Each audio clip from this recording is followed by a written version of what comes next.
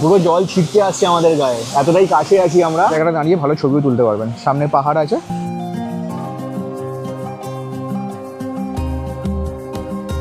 ওখান থেকে এরম ভাবে আসতে হলো, আর আরো আমাদের যেতে হবে। এরকম রাস্তাটা চলে যাচ্ছে, দেখুন বেশ খারাপ রাস্তা। কিন্তু জলে হাত দিয়ে একবার দেখি, জল কিন্তু মারাত্মক ঠান্ডা।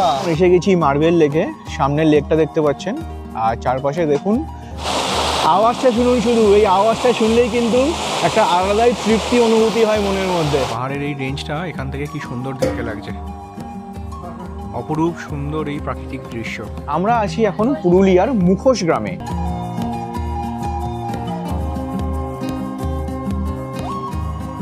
এরমভাবে বুদবুদ করে জল বেরোতে থাকে এই সীতাকুণ্ড থেকে। ভগবান শ্রীরাম এবং সীতা মা অযোধ্যা পাহাড়ে আসে।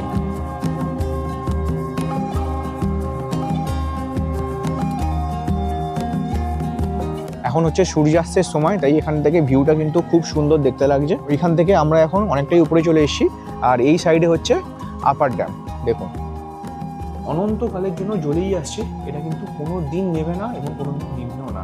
নাগদেব এখানে আসে, দুধ এবং কলা ওনাকে অর্পণ করা হয়। এখানে নাগদেব স্বয়ং থাকেন। গুড মর্নিং ফ্রম অযোধ্যা পাহাড়, পুরুলিয়া। আজকে নতুন আর একটা দিন। আজকে আমাদের পুরুলিয়াতে ডে 2, আর রোদ ঝলমলে একটা আকাশ একবার দেখাই। আজকের ওয়েদারটা কিন্তু খুব সুন্দর। দেখুন এখন ঘড়িতে বাজে সকাল 9:30, আর আমরা এখন যাব ব্রেকফাস্ট করতে। আর আফটার ব্রেকফাস্ট আমরা যাব আজকে আমাদের যে সাইট সিনগুলো আছে সেগুলো কভার করতে। আজকের দিনটা খুব লম্বা হতে চলেছে, কারণ আজকে আমাদের অনেকগুলো সাইট সিন একসঙ্গে করার আছে। তো ভিডিওটার সাথে থাকুন, আর পুরোটাই আমরা আজকে ডে 2 এর ভিডিওটা কভার করব। কী কী সাইট সিন দেখলাম, কী কী সাইট সিন দেখবো, সবটাই এই ভিডিওতে থাকবে। এখানে কিন্তু মহিলারা এরকম কাঠ বয়ে নিয়ে আসে প্রত্যেকদিন সকালে, আর সেই কাঠ থেকেই কিন্তু আমাদের এই রান্নাঘরে কাঠের জালে রান্না হয়। ব্রেকফাস্ট করে আমরা এখন বেরিয়ে গেলাম সাইট সিনের জন্য। তো প্রথম কোথায় সাইট সিন যাব একবার কাকাকে জিজ্ঞেস করে নি। প্রথম কোথায় নিয়ে যাচ্ছেন? Marble lake. আচ্ছা, প্রথমে যাব আমরা মার্বেল লেক, তারপর যাব বামনি ফলস, তারপর দুর্গা ফলস, আর তারপরে কিন্তু আজকে মুখোশ গ্রামও থাকবে। আর এছাড়াও আরও অনেকগুলো সাইট সিন আছে, তো আমরা সব কিছুই কভার করব, আর আপনারা ভিডিওটা দেখতে থাকুন। কালকে আমরা গেছিলাম এই রাস্তা দিয়ে, দেখুন মুরগুমা ড্যাম্পের দিকে, আর আজকে আমরা যাব বাঁ দিকে।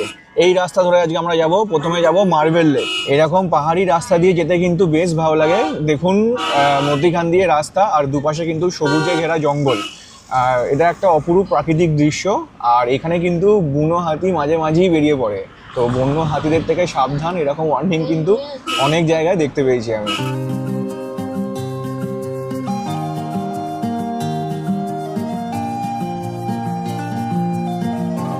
আর এইটা কিরে উপরে? এটা পাতা দিয়ে ছাউনি করেছে, দেখুন কি সুন্দর।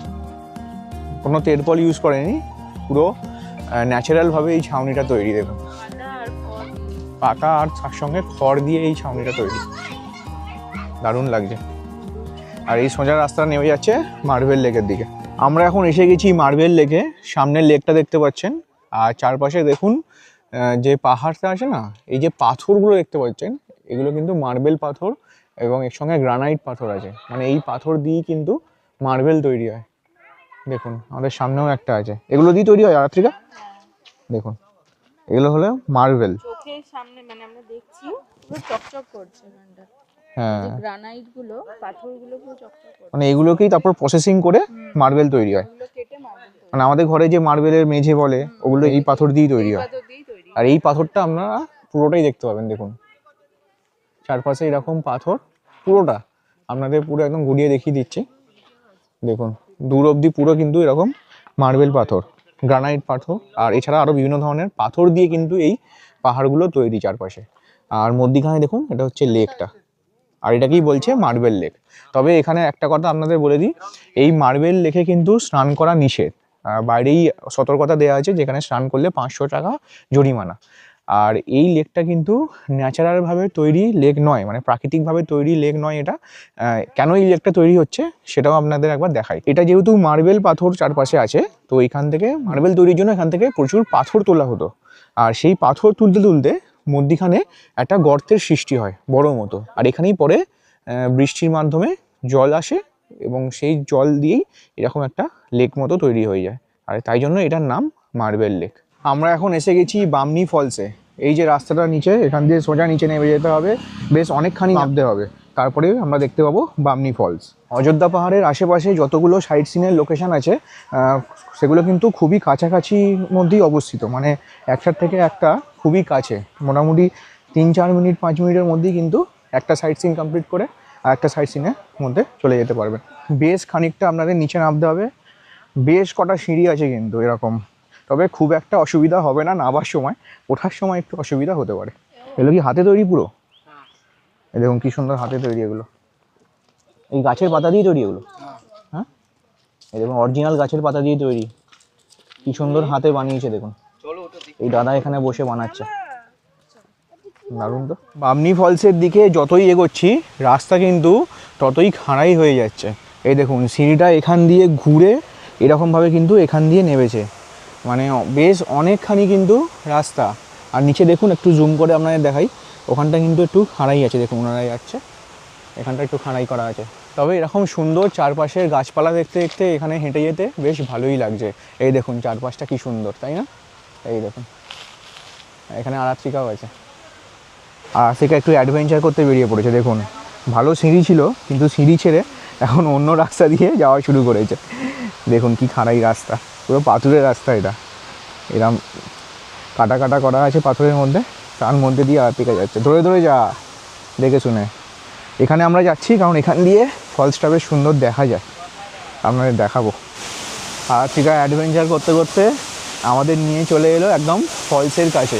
নিচে বেশ সুন্দর দেখা যাবে ফলসটা, আর এখানে বেশ এই রাস্তা দিয়ে ওপর দিয়ে আমরা এখন দেখতে পাচ্ছি। দেখুন গাছের মাঝখান দিয়ে ফলসটা আপনাদের দেখাচ্ছি, কি সুন্দর লাগছে না?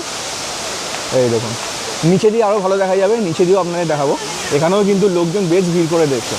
এই দেখুন ফলসটা, আওয়াজটা শুনুন, এখানে পুরো জলপ্রপাতের আওয়াজ। এই আওয়াজটা শুনলে কিন্তু মনটা শান্ত হয়ে যায়। এখন একদম সামনে চলে এসেছি, একটু জুম করে দেখাই, দেখুন পুরো জল ছিটকে আসছে আমাদের গায়ে, এতটাই কাছে আছি আমরা এই ফলসটার। দেখুন কি সুন্দর লাগছে না ফলসটা? আওয়াজটা শুনুন খালি, দারুণ। সিঁড়ি দিয়ে নামতে নামতে আবার দেখা পেলাম এই জলপ্রপাতটা। দেখুন আমরা সেই ওপরে ছবি তুলছিলাম ওই জায়গাটাতে, ওইখানে ছবি তুলছিলাম, আপনারা দেখিয়েছি ওখানটা। ওখান থেকে আবার আমার নিচে এসে দেখুন এখান দিয়ে কী সুন্দর লাগছে আবার। এই দেখুন ওই দূরে কিন্তু অনেকে ছবি তুলছে, দেখুন বাহ দারুণ। কিন্তু বামনি ফলসটা কিন্তু আমার বেশ লাগছে। এরম খাড়াই রাস্তা ধরে আমরা বেশ অনেকটাই নিচে নেমে এসেছি বামনি ফলস দেখার জন্য। আর সামনে ওই দূরে আপনাদের দেখিয়েছিলাম ওইখানটায়, ওইখান থেকে ফলসটা শুরু হয়েছে। আর এই দেখুন এইখান দিয়ে পুরো নেমেছে, নেমে এইখানে এসছে দেখুন ফলসটা। এবার ফলসটা এরমভাবে নিচে নেবে ওইখানে মিশছে, এইখানে মিশছে, ঠিক আছে। কিন্তু এখানে যেতে গেলে আরও অনেকটা নিচে নামতে হবে, আমাদের আরও অনেক সাইট সিন করার আছে, তাই আমরা এর থেকে বেশি আর নিচে নামছি না। এই যে এখান থেকে দেখে নিন, আর এই হয়ে গেল রাস্তা। মানে এতক্ষণ কিন্তু ওইখান অবধি সিঁড়ি ছিল, এর থেকে যদি নিচে আপনাদের নামতে হয় বামনি ফলস দেখার জন্য, তাহলে কিন্তু এরকম খাড়াই রাস্তা দিয়ে যেতে হবে। এবার ছোটো ছোটো সব পাথরের রাস্তা আছে, আর কিন্তু সিঁড়ি করা নেই, দেখুন এই রকম রাস্তা। তো এখান থেকে আমরা নিচে নামবো না, এবার আমরা উপরে যাব, উঠতেও অনেকটা সময় লাগবে। আমরা বেশ খানিকটা নিচে নেমে এসেছি, আপনারা ওইখান থেকে ভালো ভিউ পেয়ে যাবেন, এখান থেকেও একটা ভালো ভিউ পাবেন। আর এইখান থেকে দেখুন এই যে জায়গাটা আছে, এই জায়গাটা দাঁড়িয়ে ভালো ছবিও তুলতে পারবেন, সামনে পাহাড় আছে, খুব সুন্দর লাগবে এখানটা। আর নিচে যেতে চাইলে এই পাথরের রাস্তা ধরে নিচে যেতে হবে আপনাদের। আমরা কিন্তু বেরোনোর সময় বেশ সোয়েটার পরে বেরিয়েছিলাম, কিন্তু এখানে কিন্তু মারাত্মক গরম, মানে যে লেভেলের গরম আপনারা হয়তো বুঝতে পারছেন রোদের তাপটা দেখে। একদমই বেশ ভালো গরম, আর রাত্রিবেলা কিন্তু বেশ ঠান্ডা ছিল বেশ ঠান্ডা, হ্যাঁ। কিন্তু সকালবেলা সাইট সিন সকালটা করতে বেশ করতে গরম। আমরা বুঝতে পারছি এখানে কিন্তু বেশ ভালো টেম্পারেচার আছে। হ্যাঁ।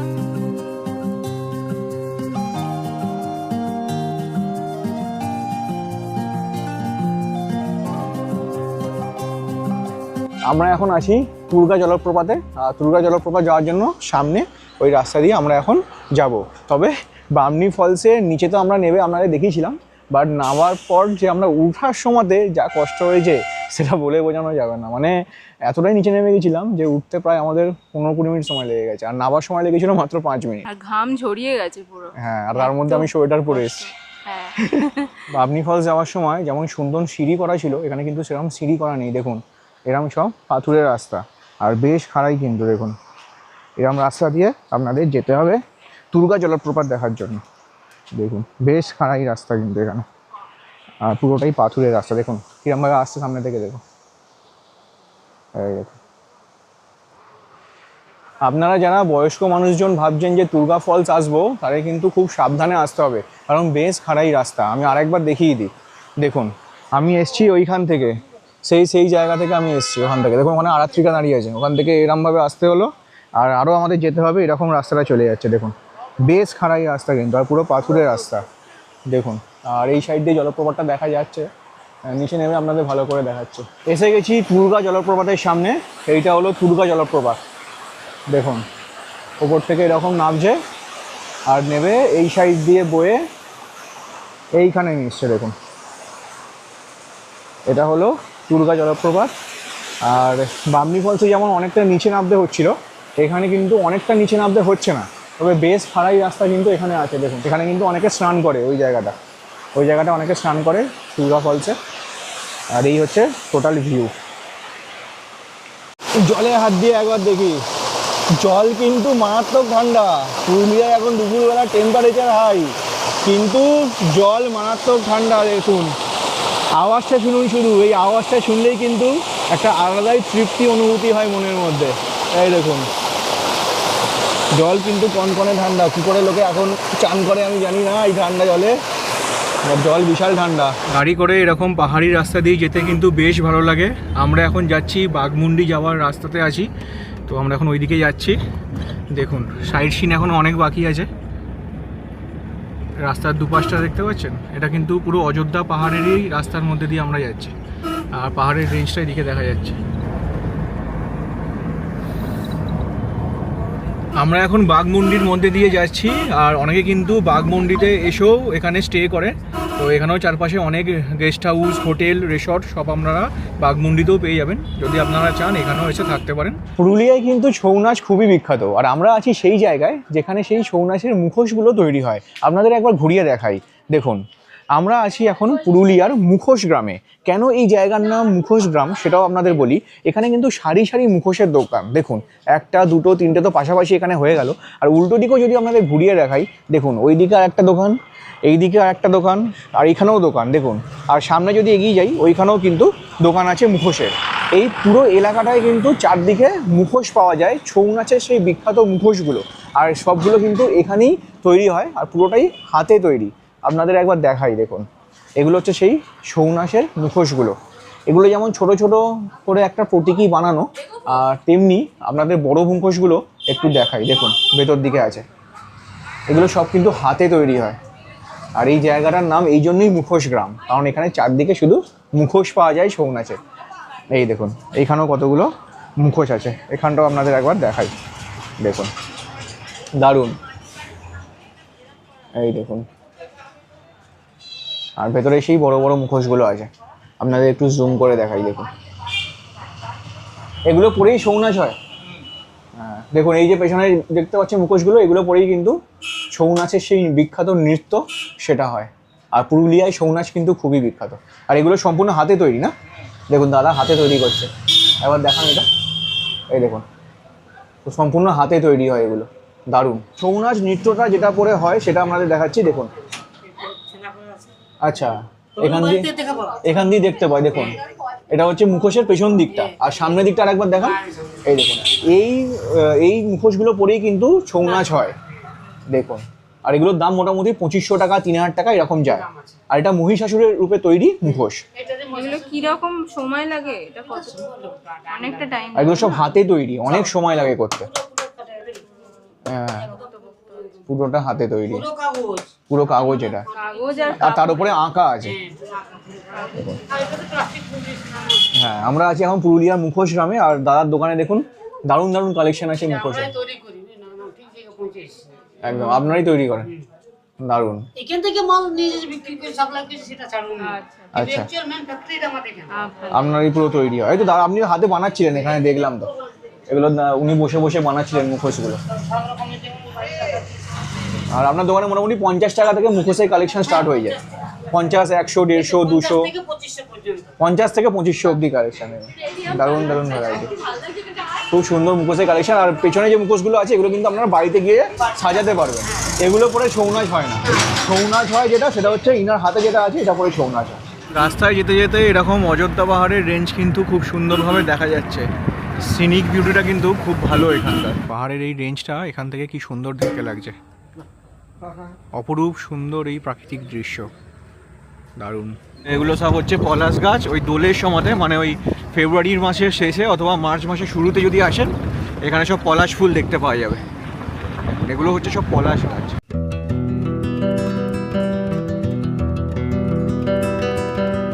এখন আমরা এসে গেছি পুরুলিয়ার লোয়ার ড্যাম ভিউ পয়েন্টে। আপনাদের একবার দেখাই, এখন হচ্ছে সূর্যাস্তের সময়, তাই এখান থেকে ভিউটা কিন্তু খুব সুন্দর দেখতে লাগছে, দেখুন। আর নিচে যে ড্যামটা দেখতে পাচ্ছেন এটাই হচ্ছে লোয়ার ড্যাম। আপনাদের বামনি ফলস দেখিয়েছিলাম, ওই বামনি ফলসের জল থেকেই কিন্তু এই লোয়ার ড্যাম্পের সৃষ্টি। ওই সাইডটা হচ্ছে বামনি ফলস, বামনি জলপ্রপাত, ওখান থেকেই জলটা বয়ে আসছে আর সৃষ্টি করেছে লোয়ার ড্যাম্পের। আর এই লোয়ার ড্যাম্পের জল কিন্তু এখান থেকে তোলা হয় আবার আপার ড্যাম্পে, আর ওখান থেকে টারবাইনের মাধ্যমে জলবিদ্যুৎ উৎপন্ন করা হয়। এতক্ষণ আমরা ছিলাম লোয়ার ড্যাম্পে, এবার আমরা এসে গেছি আপার ড্যাম্পে। এই দেখুন, ওই দিকটা ছিল হচ্ছে লোয়ার ড্যাম, ওইখান থেকে আমরা এখন অনেকটাই উপরে চলে এসেছি।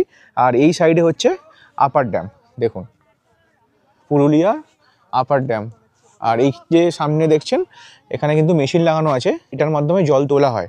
লোয়ার ড্যাম থেকে আপার ড্যাম্পে জল আসে এবং এখান থেকে টারবাইনের মাধ্যমে জলবিদ্যুৎ উৎপন্ন করা হয়।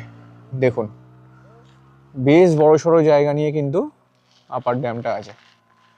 আর তখন লোয়ার ড্যাম্পে দেখিয়েছিলাম যে সূর্যাস্ত হচ্ছে, আর এইখানে দেখুন এখন কিন্তু চাঁদ উঠে গেছে আকাশে। পুরুলিয়ার দ্বিতীয় দিনে সমস্ত সাইট সিন কমপ্লিট করে এখন আমরা চলে এসেছি আবার আমাদের হোটেলে। এখন আমরা সন্ধ্যেবেলায় কিছু স্ন্যাক্স এবং চা নিয়ে খাওয়া দাওয়া করব।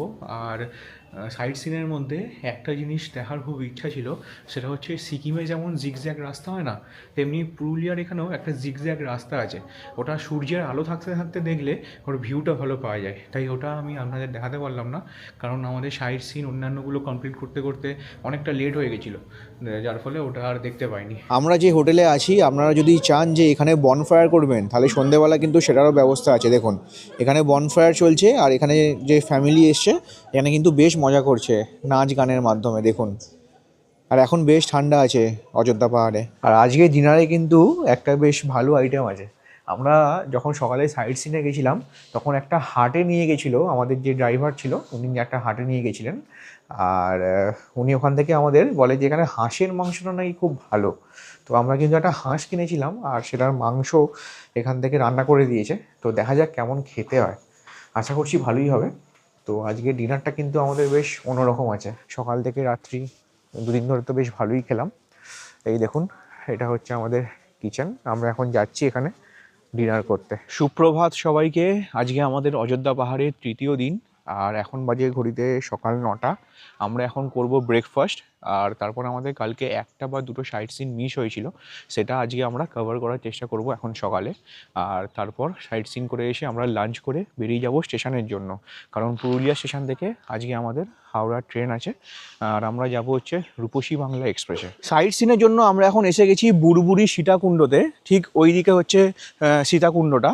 আর এইখানে একটা ইতিহাস আছে, সেই ইতিহাসটা হচ্ছে ভগবান শ্রীরাম এবং সীতামা যখন বনবাসে ছিলেন, সেই বনবাসের সময় রাম এবং সীতা দুজনে অযোধ্যা পাহাড়ে আসেন। আর অযোধ্যা পাহাড়ে এসে সীতামার জল তেষ্টা পায়, আর তখন ভগবান শ্রীরাম কী করেন, তিনি একটি তীর নিয়ে মাটিতে বিদ্ধ করেছিলেন, আর সেই মাটি থেকে জলের স্রোত নির্গত হওয়া শুরু হয়, আর সেই জল পান করেছিলেন সীতামা।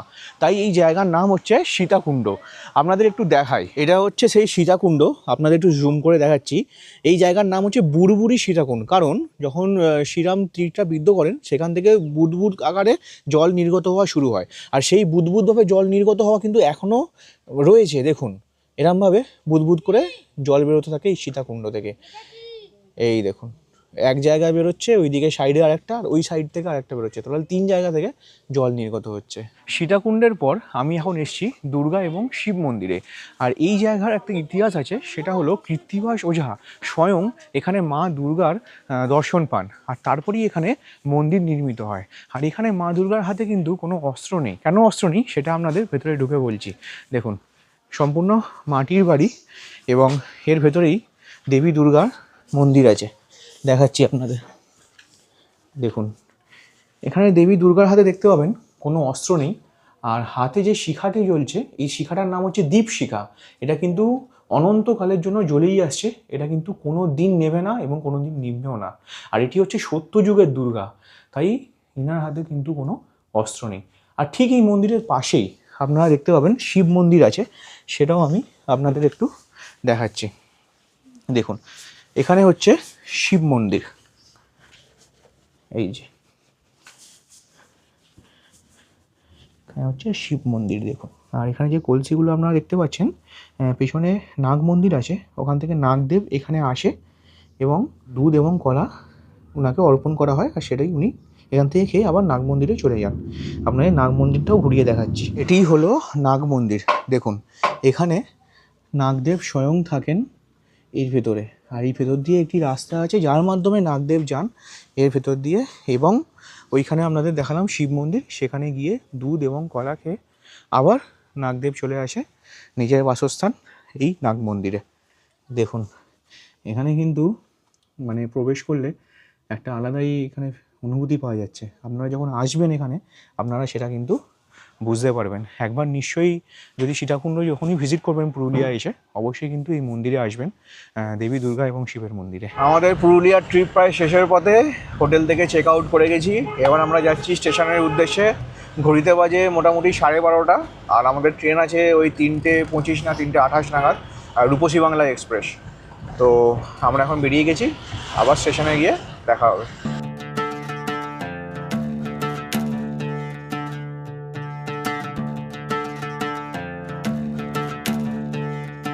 আমরা এইমাত্র এসে পৌঁছালাম পুরুলিয়া স্টেশনে। ট্রেন প্রায় এখনও 2 ঘন্টা বাদে ছাড়বে, আমরা অনেকটা আগেই পৌঁছে গেছি স্টেশনে।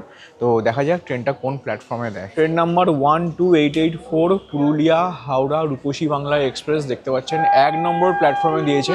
আমরা 1 নম্বর প্ল্যাটফর্মেই আছি। এই যে আমাদের পাশে যে ট্রেনটা, এই ট্রেনে করেই আমরা এখন যাব হাওড়া। দেখুন, 12884 ট্রেন নাম্বার, পুরুলিয়া থেকে হাওড়া যাবে এখন রূপসী বাংলা এক্সপ্রেস। কিন্তু সকালে যখন আসে তখন কিন্তু সাঁতরাগাছি থেকে ছাড়ে, হাওড়া থেকে কিন্তু ছাড়ে না। তখন ট্রেন নাম্বার থাকে 12883, তখন আপ থাকে আর এখন ডাউনে যাবে। তো এটা খেয়াল রাখবেন। আর সকালে সাঁতরাগাছি থেকে ছাড়ে 6:28 আর পৌঁছায় 12:05 পুরুলিয়া। আর এখন দুপুর 3:25 ছাড়বে পুরুলিয়া থেকে, আর যাবে হাওড়া রাত্রি 9:30। উঠে পড়েছি আমরা ট্রেনে, আর ট্রেন ছেড়েও দিয়েছে। আর পুরুলিয়ার পর্বটা আমরা এখানেই এন্ড করব, কারণ মোটামুটি সবই দেখিয়ে দিয়েছি। আর কেমন লাগলো ব্লগটা আপনাদের একবার অবশ্যই মন্তব্য করবেন কমেন্টের মাধ্যমে। আর আমরা আসার সময় স্লিপার ক্লাসে এসেছিলাম নর্মাল, আর যাওয়ার সময় এখন যাচ্ছি রূপসী বাংলা এক্সপ্রেসের এসি কামরাতে, কারণ এবারে আমরা ফ্যামিলি ট্রিপ করেছি, আর ফ্যামিলির সবাই বলছিল যে এসি কোচ বুক করতে, তো আমরা তাই করেছি। যেতে মোটামুটি কতক্ষণ লাগবে? 5 থেকে 5.5 ঘন্টা। হ্যাঁ, ট্রেন একটু লেটে চলছে। 9:30 সময়তে হাওড়া পৌঁছানোর কথা, তবে আমরা সাঁতরাগাছিতেই নেমে যাব, ওখান থেকে আমাদের সুবিধা হবে। তো আজকের মতো এখানেই শেষ করছি, আবার দেখা হবে পরের ভিডিওতে। তো চ্যানেলটাকে অবশ্যই সাবস্ক্রাইব করবেন, আর যদি ভিডিওটা ভালো লাগে একটা লাইক দেবেন, আর কমেন্টের মাধ্যমে জানাবেন যে নেক্সট ডেস্টিনেশন আমরা কোথায় যাব। তো দেখা হবে পরের ভিডিওতে। আজকের জন্য টাটা।